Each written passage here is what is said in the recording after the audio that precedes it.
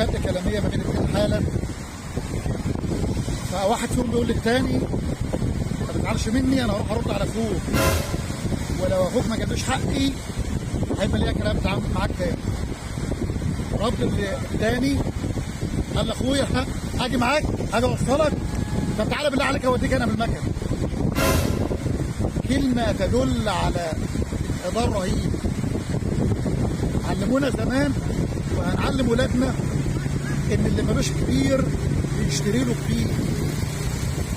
اوعى تفتخر ان انت مالكش كبير. اوعى راجل بيقول لك انا هقول لك هو، لا انت تقول له على عيني وراسي، لا يا عم طالما الامر على حد اخويا انا هحل معاك، طالما هتقول لاخويا انا هحل معاك.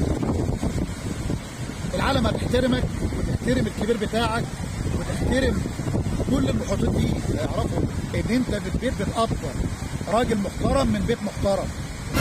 انما بالله عليك اللي انت قلت له كده وكل اللي حوالين اللي سمعوا الكلمه دي زمايلك وزمايله لما بتقول له تعالى اما اوديك انا معانا انت الكبير بتاع اخوك، انت كده مالكش كبير يعني لا اخوك يهمك ولا ابوك يهمك ولا الدنيا تهمك. دي مرجله؟ هي دي المجدعه يا شباب؟ هي دي الرجوله يعني؟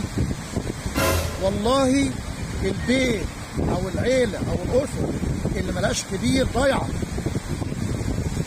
لابد كل مكان له كبير. الجامع له امام، بتصلي في الحرم المكي 3-4 مليون امام واحد اللي بيصلي فيه. الامه المحمديه كلها لها امام واحد محمد صلى الله عليه وسلم. كل مكان كلكم راع وكلكم مسؤول عن رعيته.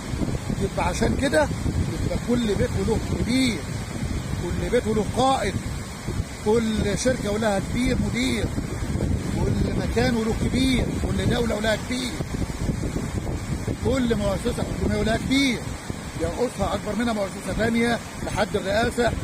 هي كده. يبقى البيت اللي ملوش كبير بيت لا يحترم. اوعى تفتخر ان انت لا بتحترم حد ولا بتقدر حد ولا بتكبر بحد. دي مش جدعانه منك، دي مش مرجله منك.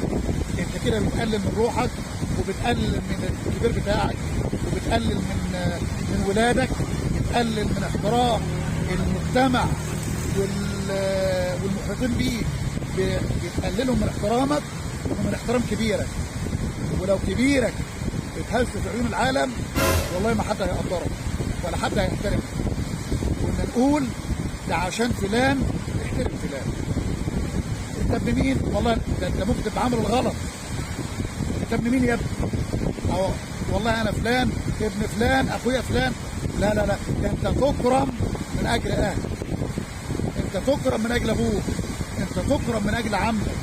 لكن لما انت بقى اللي تعمل فيها 7 رجاله ببعض مش تكبر بحد، انت كده ما حد هيحترمك ولا يحترموا اهلك، والدايره هتلف ويتحط عليك، ووقتها لا هتلاقي حد من اهلك يكبر بيك ولا يرد لك حقك، لان انت اللي قللت منهم قبل كده. اللي ملوش كبير بيشتروا له كبير. افرح وافتخر ان انت لك كبير. البيت اللي له كبير بيت محترم، بيت عالي.